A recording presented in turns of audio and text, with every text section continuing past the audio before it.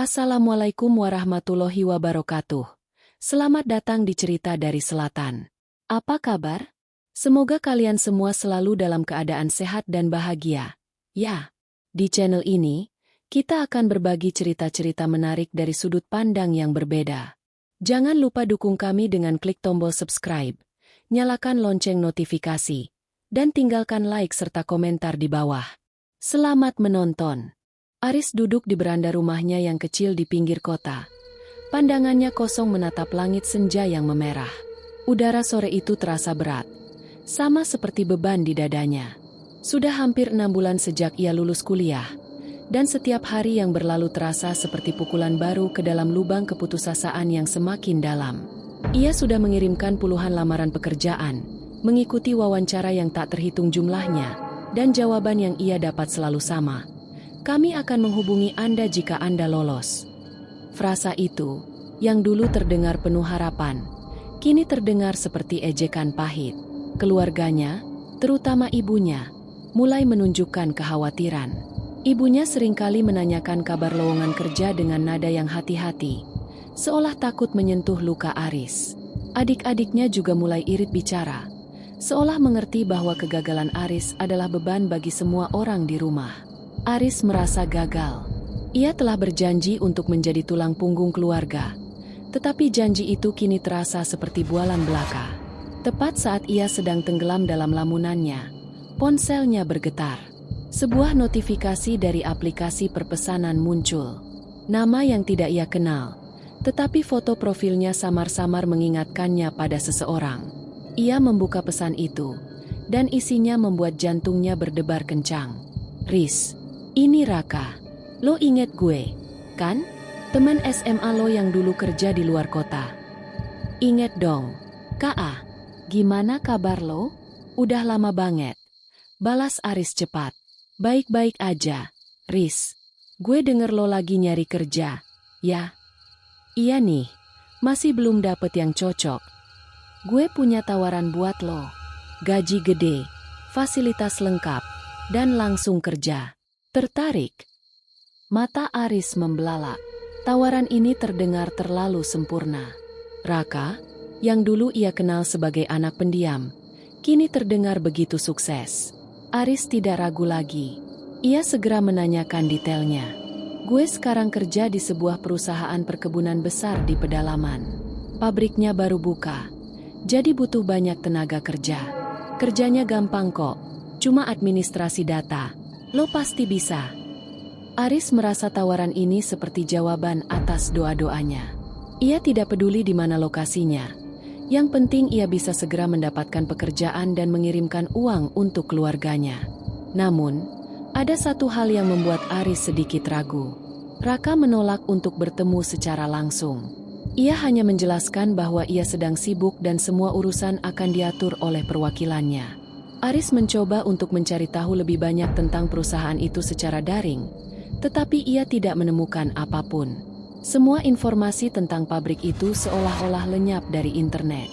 Rasa curiga itu sempat muncul, tetapi tertekan oleh kebutuhan yang mendesak.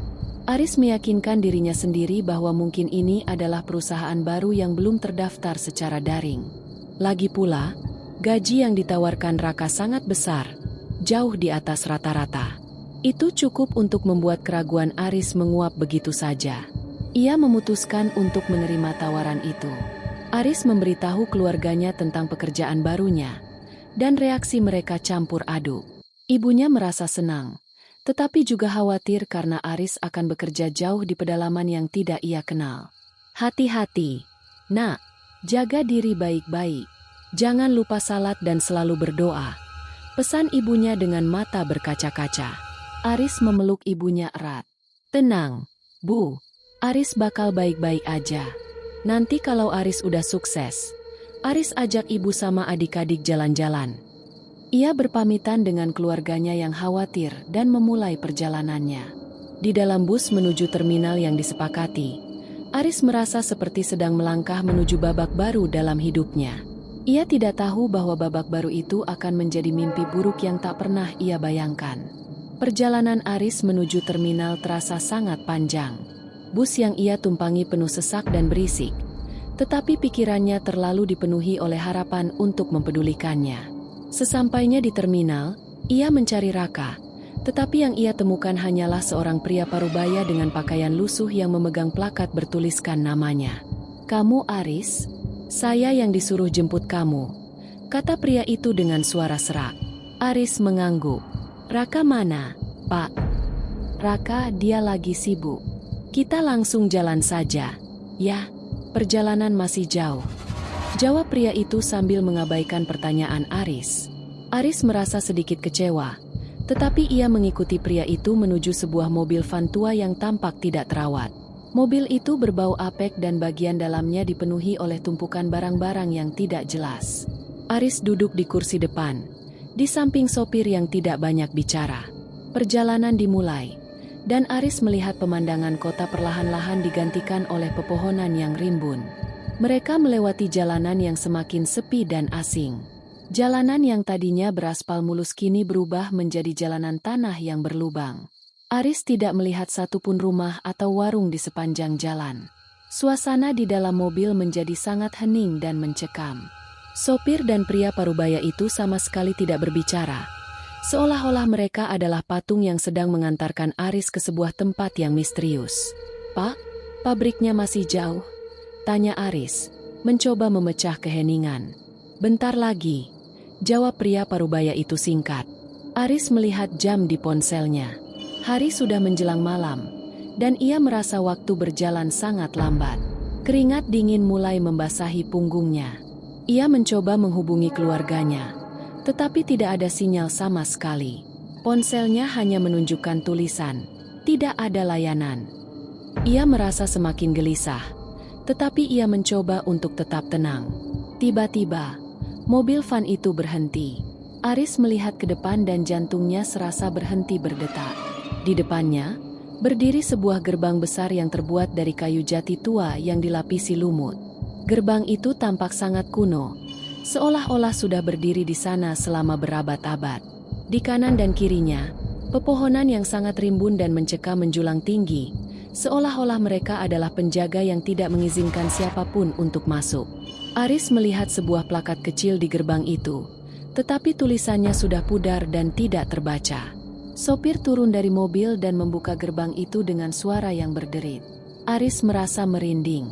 Ia tidak pernah melihat tempat seaneh dan semencekam ini seumur hidupnya. "Ayo, turun," kata pria parubaya itu dengan nada yang dingin. Aris turun dari mobil dengan langkah yang ragu-ragu. Ia menginjakan kakinya di tanah yang lembab, dan suara derap langkahnya terasa sangat keras dalam keheningan yang mencekam itu. Mereka berjalan kaki melewati gerbang dan masuk ke dalam sebuah komplek pabrik yang gelap dan sunyi. Aris melihat beberapa bangunan tua yang tampak seperti gudang, tetapi tidak ada satupun lampu yang menyala. Mereka tiba di sebuah rumah tua yang tampak terisolasi. Rumah itu tampak sangat usang, dengan jendela-jendela yang pecah dan cat yang mengelupas. "Ini tempat penginapan kamu. Besok pagi, kamu sudah bisa mulai kerja," kata pria parubaya itu sambil menyerahkan kunci. Aris mengambil kunci itu. Tangannya gemetar. Ia mencoba bertanya, "Pak, tapi kok sepi banget?" Tetapi pria parubaya itu hanya menatapnya dengan tatapan kosong dan kembali ke mobil van. Aris melihat mobil itu melaju pergi, dan ia merasa sangat kesepian. Ia masuk ke dalam penginapan, dan udara dingin serta bau apek langsung menusuk hidungnya. Ia menyalakan senter di ponselnya, dan ia melihat debu tebal menutupi setiap sudut ruangan. Ia meletakkan tasnya di atas kasur yang terlihat sudah usang dan mencoba menghubungi keluarganya lagi. Tidak ada sinyal. Aris merasa sangat takut. Ia mencoba meyakinkan dirinya sendiri bahwa besok semuanya akan baik-baik saja, tetapi suara hatinya berbisik bahwa ia telah melakukan kesalahan besar. Ia tidak tahu bahwa ia tidak hanya berada di tempat yang jauh, tetapi juga di waktu yang berbeda. Dan ia tidak tahu bahwa ia baru saja memasuki gerbang menuju dunia lain. Matahari terbit, tetapi cahayanya tidak mampu menembus rimbunnya pepohonan yang mengelilingi penginapan Aris. Seolah-olah tempat ini memiliki jam biologisnya sendiri, yang tidak tunduk pada siklus alamiah. Aris terbangun dari tidurnya yang tidak nyenyak. Ia merasa lelah, seolah-olah semalam ia tidak tidur sama sekali. Ia mencoba membuka jendela, tetapi jendela itu terkunci rapat dan terasa sangat berat. Aris akhirnya menyerah, memutuskan untuk bersiap-siap memulai hari pertamanya. Ia mandi dengan air dingin yang menggigit, lalu memakai pakaian kerjanya yang baru. Pagi itu, Aris berjalan menuju pabrik. Ia terkejut melihat pabrik itu beroperasi. Mesin-mesinnya mengeluarkan suara-suara aneh, seperti rintihan yang kesakitan. Aris berjalan masuk, dan ia melihat puluhan orang sedang bekerja. Mereka semua mengenakan seragam yang sama, tetapi tidak ada satupun dari mereka yang berbicara. Mereka bekerja dalam diam, seperti robot yang diprogram untuk melakukan tugasnya tanpa interaksi apapun. Seorang pria dengan perawakan tinggi dan kurus, yang ia duga adalah mandor, menghampirinya. "Kamu Aris, kan? Ikut saya," perintah pria itu dengan suara yang datar, tanpa senyum. Aris mengikutinya ke sebuah ruangan kecil yang penuh dengan tumpukan berkas dan lemari arsip yang berdebu. Pria itu menunjuk ke sebuah meja kosong. "Kerjamu cuma merapikan berkas-berkas ini dan memasukkannya ke dalam komputer. Jangan banyak tanya, jangan banyak ngobrol. Paham?" Aris mengangguk. Ia mulai bekerja. Tugasnya memang seperti yang dijanjikan Raka, mudah dan tidak membutuhkan banyak pikiran.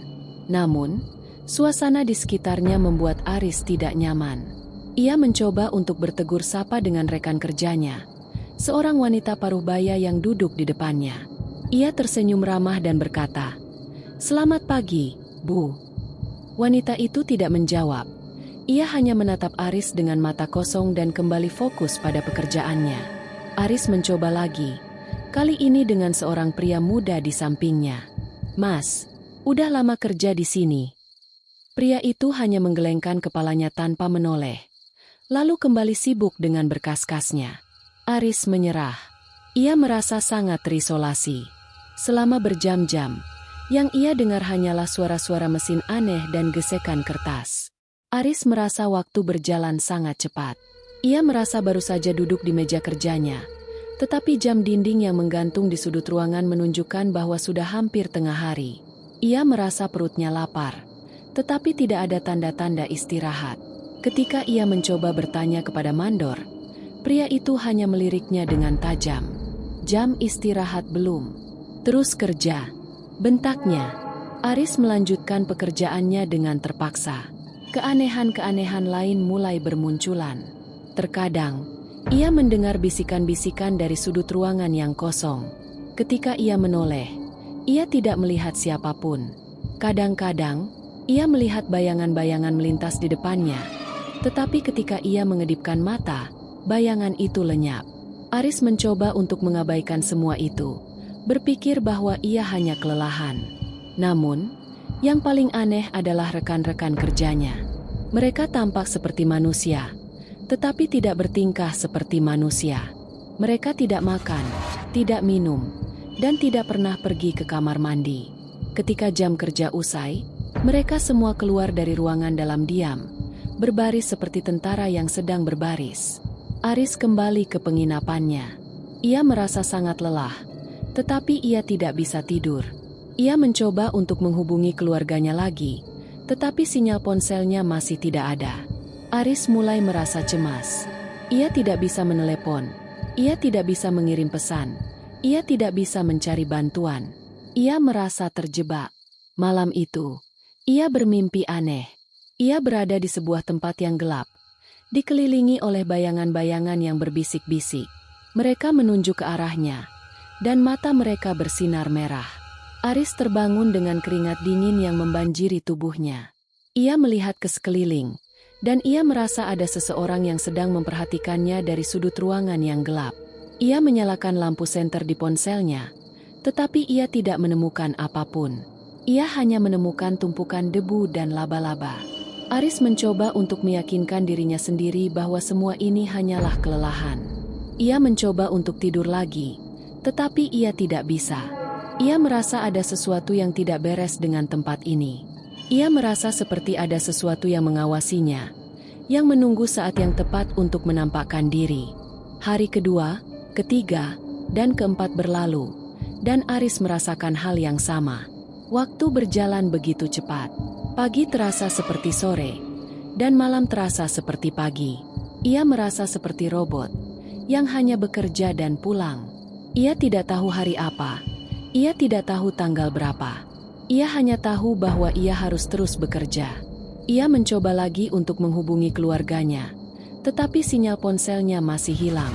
Aris merasa sangat putus asa. Ia berjalan keluar dari penginapannya dan mencoba untuk menemukan sebuah telepon umum, tetapi tidak ada. Ia mencoba bertanya kepada rekan-rekan kerjanya, "Ada telepon umum di sini?" Tetapi mereka semua hanya menatapnya dengan tatapan kosong, seolah-olah ia berbicara dalam bahasa yang tidak mereka mengerti. Aris memutuskan untuk mencari Pak Hadi, perwakilan yang menjemputnya. Ia menemukan Pak Hadi sedang duduk di depan sebuah gubuk kecil, merokok. Aris menghampirinya. "Pak, saya mau hubungi keluarga saya. Sinyal ponsel saya nggak ada," kata Aris. Pak Hadi mengisap rokoknya dalam-dalam, lalu mengembuskan asapnya. "Sini memang nggak ada sinyal, Mas. Daerah pedalaman." "Terus, saya hubungi keluarga saya pakai apa, Pak?" "Tidak perlu, Mas. Kamu di sini untuk bekerja, bukan untuk telepon-teleponan," jawab Pak Hadi dengan nada yang dingin. Aris merasa terkejut dengan jawaban itu. "Tapi, Pak, keluarga saya khawatir. Setidaknya kasih kabar," pinta Aris. Pak Hadi hanya menggelengkan kepalanya. "Nanti, kalau sudah waktunya, kamu boleh pulang. Sekarang, fokus kerja saja. Nanti kamu dapat bonus." Aris merasa ada yang aneh. Ia merasa Pak Hadi tidak ingin ia berhubungan dengan dunia luar. Ia juga mulai memperhatikan bahwa ia tidak pernah melihat Pak Hadi atau rekan-rekan kerjanya makan atau minum. Mereka hanya bekerja, bekerja, dan bekerja. Aris mulai curiga. Ia mencoba untuk mencari tahu lebih banyak tentang tempat ini dari rekan-rekan kerjanya. Ia mencoba mendekati seorang pria muda yang ia lihat sering menyendiri, bernama Udin. Udin tampak sedikit lebih manusiawi daripada yang lain. Ia sering menghela napas panjang dan terlihat lelah. Aris menunggunya di luar pabrik saat jam kerja selesai. "Mas Udin, ada yang aneh di sini. Saya nggak bisa hubungi keluarga saya," kata Aris dengan nada pelan. Udin menoleh, menatapnya dengan mata yang lelah. "Memang begitu. Kita semua di sini sama. Terjebak," bisiknya. "Terjebak?" tanya Aris. Jantungnya berdegup kencang. "Iya, kita kerja di kampung jin," bisik Udin lagi. Suaranya bergetar. Aris tertawa. "Jangan bercanda, Mas. Yang bener aja. Jin, lo gila?" Udin menggelengkan kepalanya. "Saya tidak gila. Saya sudah di sini 2 tahun. Rasanya cuma beberapa hari. Saya sadar pas lihat kalender di ruang mandor. Tanggalnya udah ganti tahun. Kita semua dikerjain. Mereka cuma mau kita kerja terus. Kerja terus. Sampai kita mati di sini." Aris merasa seluruh darahnya mengering. Ia tidak bisa bernapas. Kampung jin? 2 tahun? Ia mencoba mengingat hari ia datang. Tetapi ia tidak bisa. Semua ingatannya kabur. Ia mencoba menghitung mundur. Tetapi ia hanya menemukan lubang hitam dalam ingatannya. "Lo harus percaya sama gue, Riz. Kita harus keluar dari sini sebelum terlambat," bisik Udin. Namun, belum sempat Aris mencerna semua informasi itu, Pak Hadi muncul dari balik pohon. "Kalian ngapain di sini? Pulang sekarang," bentaknya. Udin menatap Aris dengan tatapan penuh ketakutan. Lalu ia berlari pergi. Aris kembali ke penginapannya dengan hati yang hancur. Ia tidak tahu harus percaya pada siapa. Ia mencoba mencari kalender, tetapi di penginapannya tidak ada. Ia mencoba mencari jam, tetapi tidak ada. Ia hanya punya jam di ponselnya, dan jam itu menunjukkan waktu yang tidak masuk akal. Malam itu, ia bermimpi buruk lagi. Ia melihat bayangan-bayangan yang menjerit, dan ia mendengar suara-suara yang memanggil namanya. Ia melihat Udin, yang sedang tergeletak di tanah, tubuhnya dipenuhi luka-luka. Ia melihat Pak Hadi, yang tertawa jahat di belakangnya. Aris terbangun dengan keringat dingin yang membanjiri seluruh tubuhnya. Ia tahu bahwa ia tidak bisa lagi mengabaikan semua keanehan ini. Ia tahu bahwa ia tidak hanya berada di tempat yang jauh, tetapi ia juga berada di sebuah tempat di mana waktu tidak berjalan seperti seharusnya. Ia tahu bahwa ia harus melarikan diri, atau ia akan terjebak di tempat itu selamanya. Ia tidak tahu bahwa ia tidak hanya berhadapan dengan manusia, tetapi juga dengan makhluk-makhluk dari dunia lain. Mimpi buruk itu tidak pernah berhenti. Setiap malam, Aris bermimpi yang sama. Bayangan-bayangan yang menjerit, suara-suara yang memanggil namanya, dan wajah-wajah yang mengerikan. Ia terbangun dengan napas terengah-engah. Tubuhnya berlumuran keringat dingin. Ia merasa seperti sedang hidup di antara dunia nyata dan dunia mimpi. Keesokan harinya, Aris memutuskan untuk mencari Udin. Ia harus tahu kebenaran di balik semua keanehan ini. Ia harus tahu apa yang terjadi pada dirinya dan mengapa ia merasa terjebak. Ia menunggu Udin di luar pabrik, dan ia melihat Udin keluar dengan wajah yang pucat dan mata yang sayu. Aris menghampirinya. "Mas Udin, kita harus ngobrol. Saya butuh penjelasan," kata Aris. Udin menoleh. Matanya bergetar. "Jangan, Mas. Jangan di sini. Mereka bisa dengar." "Siapa mereka?" tanya Aris. Udin tidak menjawab. Ia hanya menatap Aris dengan tatapan penuh ketakutan. Lalu ia berjalan pergi. Aris merasa sangat putus asa. Ia tahu bahwa Udin adalah satu-satunya orang yang bisa membantunya. Ia memutuskan untuk mengikuti Udin secara diam-diam. Udin berjalan menuju sebuah gubuk kecil di belakang pabrik. Gubuk yang jarang disentuh oleh orang lain. Udin masuk ke dalam gubuk itu, dan Aris mengikutinya. Di dalam gubuk itu, Udin sedang duduk di sebuah kursi tua, memegang sebuah foto keluarga yang sudah usang. Matanya berkaca-kaca. Aris menghampirinya. "Mas, tolong jelaskan semuanya. Saya butuh tahu," pinta Aris. Udin menghela napas panjang. Ia menatap Aris. "Mereka bukan manusia, Mas. Mereka itu jin." "Jin? Maksudnya jin yang dicerita-cerita itu?" tanya Aris. "Iya, mereka yang ngendalain pabrik ini. Mereka yang bikin kita kerja tanpa henti. Mereka yang bikin kita nggak sadar kalau waktu udah jalan 2 tahun. Jelas Udin. "Gimana caranya mereka ngelakuin itu?" tanya Aris. "Mereka pakai sihir. Mereka bikin kita lupa, bikin kita nggak sadar, bikin kita cuma fokus sama kerjaan. Mereka cuma mau kita kerja terus, sampai kita mati di sini," kata Udin. Suaranya bergetar. Aris merasa seluruh darahnya mengering. Ia tidak bisa bernapas. Ia tidak bisa percaya apa yang ia dengar. Ia mencoba untuk meyakinkan dirinya sendiri bahwa Udin gila, tetapi ia melihat ketakutan yang nyata di mata Udin. Udin melanjutkan, "Mereka itu kuat, Mas. Mereka bisa bikin kita lihat apa yang mereka mau kita lihat, dengar apa yang mereka mau kita dengar. Saya pernah coba kabur, tapi setiap jalan yang saya ambil selalu kembali ke sini.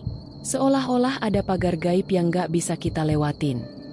Aris merasa sangat ketakutan. Ia tidak pernah percaya pada hal-hal mistis, tetapi ia tidak bisa mengabaikan semua keanehan yang ia alami. Ia tidak bisa mengabaikan fakta bahwa ia telah kehilangan 2 tahun hidupnya, tanpa ia sadari. "Jadi, apa yang harus kita lakuin?" tanya Aris. Suaranya bergetar. "Kita harus cari cara buat kabur. Ada satu cara, tapi itu bahaya banget," kata Udin. "Cara apa?" "Kita harus cari tahu di mana gerbangnya. Gerbang yang menghubungkan dunia kita sama dunia mereka. Kalau kita bisa keluar dari gerbang itu, kita bisa bebas," jawab Udin. Namun, belum sempat Udin menjelaskan lebih lanjut, Pak Hadi muncul dari balik pohon. Ia menatap Aris dan Udin dengan tatapan penuh kebencian. "Kalian ngapain di sini? Pulang sekarang," bentaknya. Udin dan Aris segera keluar dari gubuk itu. Tetapi Pak Hadi menarik tangan Udin dengan kuat. "Kamu jangan coba-coba ngomong aneh-aneh lagi sama dia," bentaknya. Pak Hadi menyeret Udin ke sebuah ruangan gelap. Dan Aris tidak mendengar apa-apa lagi. Aris kembali ke penginapannya dengan hati yang hancur. Ia merasa sangat ketakutan. Ia tidak tahu apa yang akan terjadi pada Udin. Ia tidak tahu apakah ia akan selamat. Ia tahu bahwa ia harus melarikan diri, atau ia akan bernasib sama seperti Udin. Ia harus mencari cara untuk keluar dari kampung jin ini. Ia harus kembali ke keluarganya. Ia harus kembali ke dunia nyata. Malam itu, Aris tidak bisa tidur. Ia terus memikirkan kata-kata Udin. Ia harus melarikan diri. Ia harus kembali ke dunia nyata. Ia harus kembali ke keluarganya. Ia memutuskan untuk kabur pada tengah malam. Ia tidak bisa menunggu lebih lama lagi. Ia takut Pak Hadi akan melakukan hal buruk pada Udin, dan ia akan menjadi korban berikutnya. Tepat tengah malam, Aris diam-diam keluar dari penginapannya. Udara malam terasa sangat dingin dan mencekam. Ia berjalan menuju gerbang pabrik, tetapi ia melihat dua sosok bayangan sedang berjaga di sana. Aris tahu ia tidak bisa melewati mereka. Ia memutuskan untuk mencari jalan lain. Ia berjalan menyusuri hutan di sekitar pabrik. Ia berjalan selama berjam-jam, tetapi ia tidak menemukan apapun. Ia merasa seolah-olah ia sedang berjalan di atas treadmill.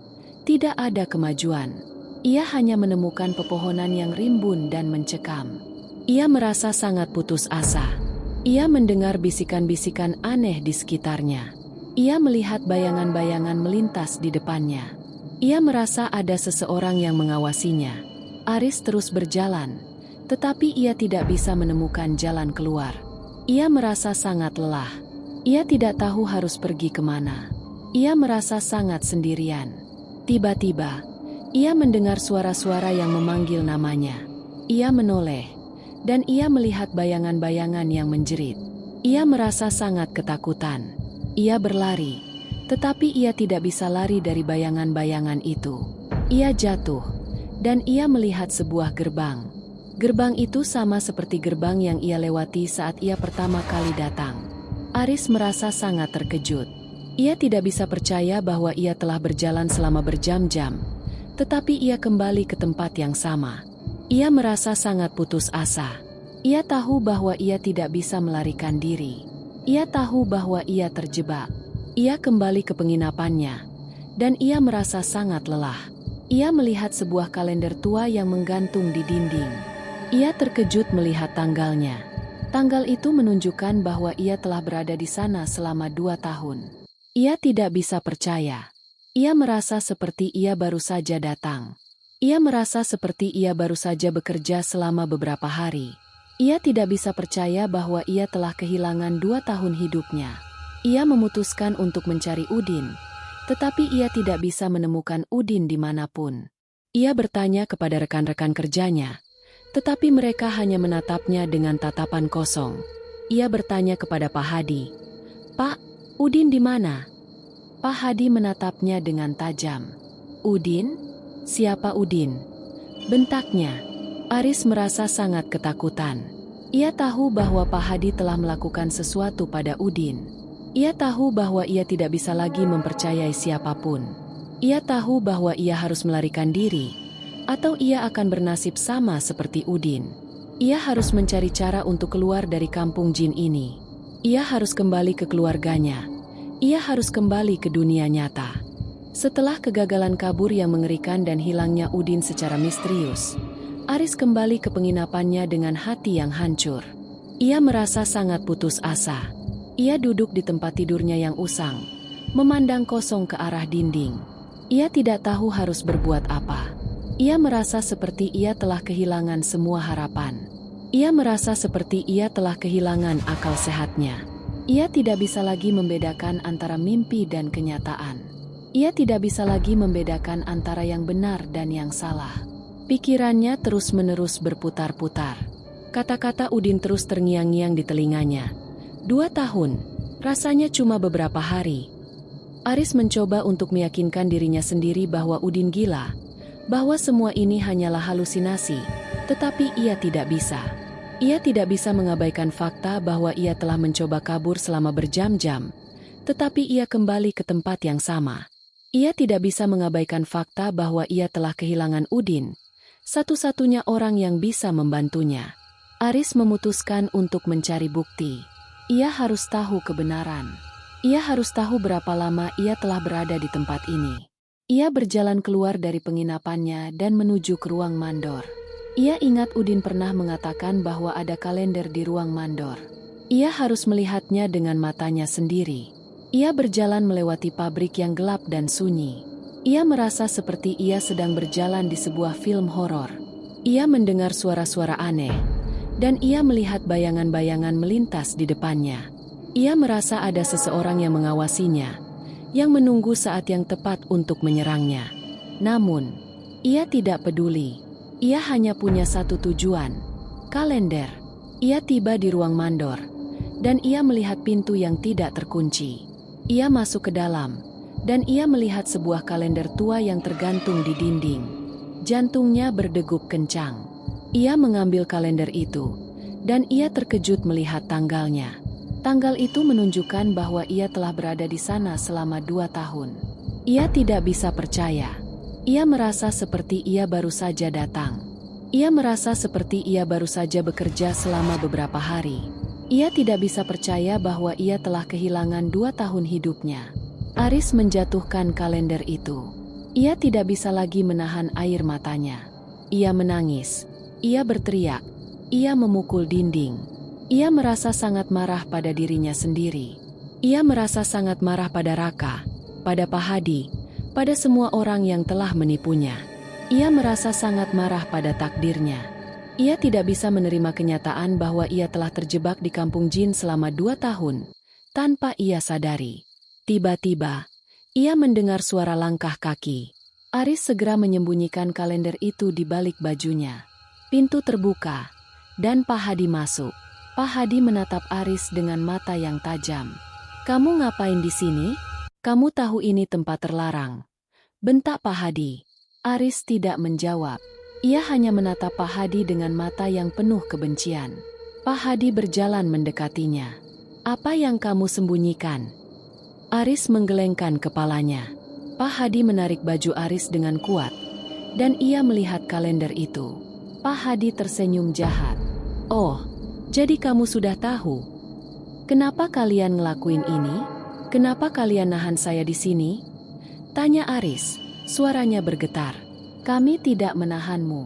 Kamu yang memilih untuk tinggal di sini. Kami cuma kasih kamu pekerjaan. Kami cuma kasih kamu tempat tinggal. Kamu yang butuh kami," jawab Pahadi. "Bohong. Kalian bohong. Kalian jin. Kalian menipu saya. Kalian membuat saya lupa," teriak Aris. Pak Hadi tertawa. "Kamu terlalu banyak nonton film horor. Kami bukan jin. Kami cuma manusia biasa yang butuh tenaga kerja. Dan kamu yang terbaik." "Bohong. Saya mau pulang. Saya mau kembali ke keluarga saya," teriak Aris. "Tidak bisa, Nak. Kamu tidak bisa kembali. Kamu sudah menjadi bagian dari kami," kata Pahadi.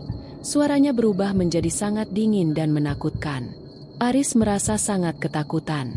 Ia tahu bahwa ia tidak bisa melarikan diri. Ia tahu bahwa ia terjebak. Ia tahu bahwa ia harus berhadapan dengan penguasa kampung jin ini. Setelah kejadian itu, Aris tidak lagi bekerja. Ia hanya duduk di penginapannya, memikirkan apa yang harus ia lakukan. Ia tidak punya harapan. Ia tidak punya siapa-siapa. Ia merasa sangat sendirian. Suatu malam, ia mendengar suara ketukan di pintu penginapannya. Ia membuka pintu, dan ia melihat Pahadi sedang berdiri di sana. Di belakangnya, berdiri seorang pria tua yang sangat tinggi dan kurus. Wajahnya dipenuhi kerutan, dan matanya bersinar merah. Aris merasa sangat ketakutan. Ia tahu bahwa pria tua itu adalah penguasa kampung jin. "Dia yang mau ketemu sama kamu," kata Pahadi, menunjuk ke arah pria tua itu. Aris tidak bisa bergerak. Ia merasa tubuhnya membeku. "Masuk," perintah pria tua itu dengan suara yang serak dan dalam. Aris masuk ke dalam, dan pria tua itu mengikutinya. Pria tua itu duduk di kursi yang berdebu, dan ia menatap Aris dengan mata merahnya. Aris merasa sangat tidak nyaman. "Kamu anak yang pintar," kata pria tua itu. Kamu bisa tahu kalau kamu sudah berada di sini selama 2 tahun. Kamu orang pertama yang bisa tahu. Siapa kamu? Tanya Aris. Suaranya bergetar. Saya penguasa kampung ini, jawab pria tua itu. Dan kamu adalah pekerja kami. Kamu bekerja untuk kami. Kamu menghasilkan uang untuk kami. Bohong. Saya tidak bekerja untuk kalian, teriak Aris. Kamu bekerja di pabrik. Kamu merapikan berkas-berkas. Kamu membuat kami senang, kata pria tua itu. Itu bukan pekerjaan. Saya mau pulang. Saya mau kembali ke keluarga saya, teriak Aris. Tidak bisa, nak. Kamu sudah menjadi bagian dari kami. Kamu sudah menjadi salah satu dari kami, kata pria tua itu. Kamu tidak bisa kembali. Kamu tidak akan bisa keluar dari sini. Kamu akan bekerja di sini sampai kamu mati. Aris merasa sangat putus asa. Ia tahu bahwa ia tidak bisa melarikan diri. Ia tahu bahwa ia terjebak. Ia tahu bahwa ia akan mati di tempat ini.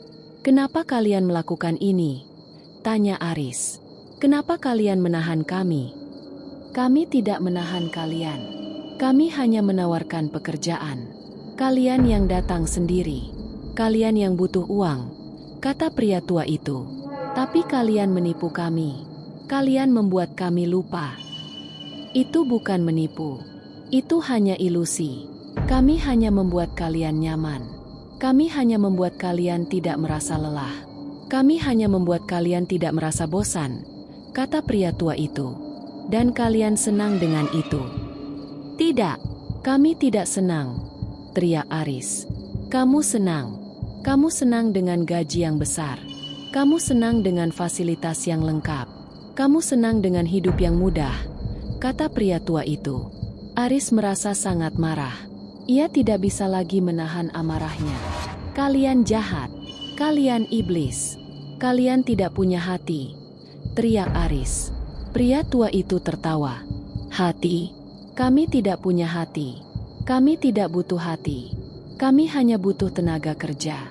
Dan kamu adalah yang terbaik.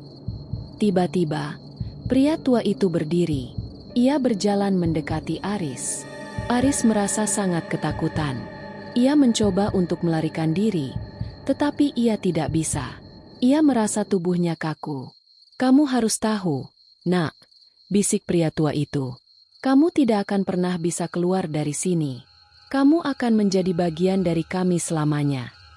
Pria tua itu menyentuh dahi Aris, dan Aris merasa seluruh tubuhnya terbakar. Ia berteriak. Ia jatuh ke lantai. Ia melihat pria tua itu dan Pahadi tertawa, dan ia melihat bayangan-bayangan yang menjerit. Ia merasa sangat ketakutan. Ia merasa seperti ia akan mati. Namun, ia tidak mati. Ia hanya pingsan. Ketika ia terbangun, ia berada di penginapannya. Ia merasa sangat lelah, dan ia merasa tubuhnya sakit. Ia tidak tahu apakah itu mimpi atau kenyataan. Namun, ia tahu satu hal, ia tidak bisa lagi tinggal di tempat ini.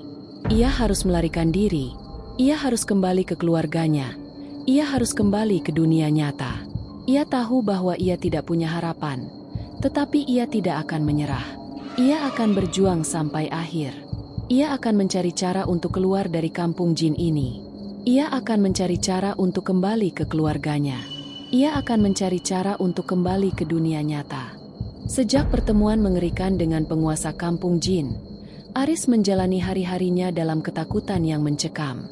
Ia tak lagi bekerja, tak lagi makan, dan tak lagi berbicara.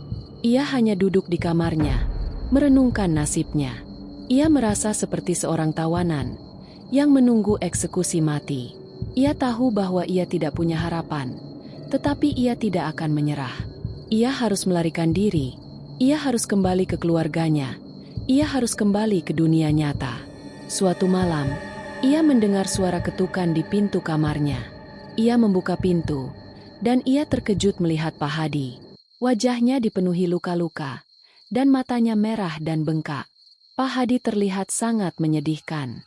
Apa yang terjadi, Pak? Tanya Aris. Pahadi masuk ke dalam kamar Aris, dan ia duduk di kursi yang berdebu. Ia menghela napas panjang. Mereka menghukum saya. Kenapa? Tanya Aris. Karena saya bicara sama kamu. Karena saya kasih tahu kamu tentang kampung jin ini. Mereka nggak suka ada orang yang tahu rahasia mereka. Jawab Pak Hadi, suaranya bergetar. Aris merasa iba pada Pak Hadi. Ia tahu bahwa Pak Hadi juga korban. Sama seperti dirinya. Pak, apa ada cara untuk kabur? Tanya Aris.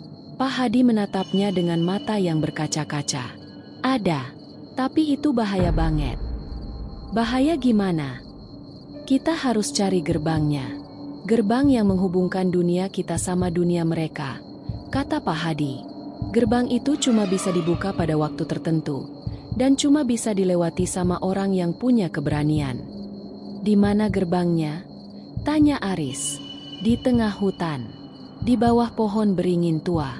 Di sana ada sebuah ritual yang harus kita lakuin. Ritual itu butuh persembahan khusus dan doa. Dan kita harus lakuin itu sendirian. Aris merasa sangat ketakutan. Ia tahu bahwa ini adalah satu-satunya kesempatannya untuk melarikan diri. Ia tidak akan menyerah. Kapan kita bisa lakuin itu? Tanya Aris. Malam ini, tepat tengah malam. Jawab Pak Hadi. Malam itu, Aris dan Pak Hadi diam-diam keluar dari penginapan. Mereka berjalan menyusuri hutan yang gelap dan mencekam.